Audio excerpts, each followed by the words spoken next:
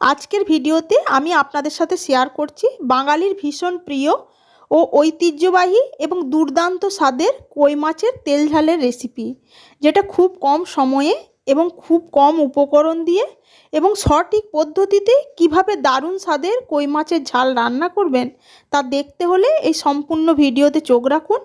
আশা করি রেসিপিটি আপনাদের ভালো লাগবে। এই যে রান্নাটা করার জন্য দেখুন, সবার প্রথমে আমি এখানে কই মাছ ভালো করে ধুয়ে পরিষ্কার করে নিয়েছি। এবার কই মাছটার মধ্যে অল্প একটু হলুদের গুঁড়ো, অল্প একটু নুন দিয়ে মাছটা ভালোভাবে ম্যারিনেট করে নেব। নমস্কার, সুরভি রান্নার তরফ থেকে সকলকে স্বাগত। আমি সুরভি আবার একবার চলে এসেছি আপনাদের মাঝে আমার নতুন একটা রেসিপি নিয়ে। রান্নাটা করার জন্য গ্যাস অন করে কড়াই গরম হতে দিয়েছিলাম। কড়াইটা ভালো মতো গরম হয়ে যাওয়ার পর আমি এখানে দিয়ে দিলাম সর্ষের তেল। এই সব পুরনো দিনের হারিয়ে যাওয়া রান্নাগুলো সর্ষের তেলে করলে খেতে বেশি সুস্বাদু লাগে। তেলটা ভালো মতো গরম হয়ে গেছে। এবার এর মধ্যে নুন হলুদ মাখানো কই মাছগুলো দিয়ে হালকা করে ভেজে নেব। আপনারা যদি কড়া ভাজা পছন্দ করেন সেক্ষেত্রে ভেজে নিতে পারেন। বললে বিশ্বাস করবেন না, গরম ভাতের সাথে এই রেসিপিটা খেতে এত সুস্বাদু লাগে যে এর সাথে আর কোনো কিছুর দরকারও পড়ে না।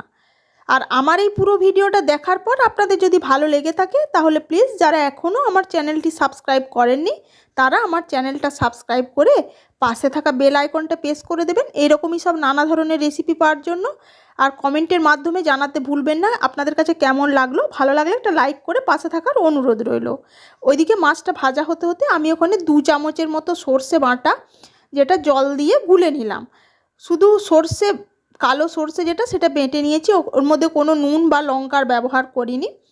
এদিকে দেখুন মাছটার একটা সাইড ভাজা হয়ে গেছে, উল্টে আর একটা সাইডও ভালোভাবে ভেজে নেব।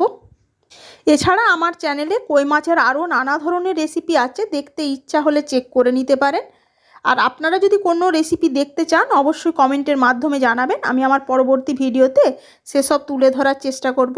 এই যে দেখুন মাছটার একটা সাইড ভাজা হয়ে গেছে, মানে ভালো করে লাল করে দুটো সাইডই ভেজে নিয়েছি। এবার মাছটা চাইলে আপনারা আলাদা পাত্রেও তুলে নিতে পারেন। আমি কিন্তু এই যে দেখুন মাছটা সাইড করে নিয়ে মাঝখানে তেলটাকে খালি করে নিলাম। এবার এই তেলের মধ্যে দিয়ে দিলাম 1/4 টি চামচ 5 ফোড়ন ফোড়ন হিসেবে, এবং একই সাথে দিয়ে দিলাম 1/4 টি চামচ কাশ্মীরি লঙ্কার গুঁড়ো, 1/4 টি চামচ হলুদের গুঁড়ো, আর ওই যে কালো সর্ষে বাটা যেটা স্ট্রেনার দিয়ে ছেঁকে রেখেছিলাম সেটা একই সাথে দিয়ে দিলাম, যাতে হলুদ গুঁড়া লঙ্কার গুঁড়োটা না পুড়ে যায় সেই কারণে। ওই যে বললাম কম সময়ে রান্নাটা করব, মাছটা আবার উঠিয়ে রাখবো, তারপর আবার ফোড়ন দিয়ে রান্নাটা করব, দেরি হয়ে যাবে, সেই কারণেই ঝটপট করে এই পদ্ধতিতেই করে নিলাম। এই ছোট্ট ছোট্ট টিপসগুলো যদি আপনারা ফলো করেন দেখবেন রান্নাটা খেতেও যেমন সুস্বাদু হবে এবং খুব তাড়াতাড়ি হয়ে যাবে।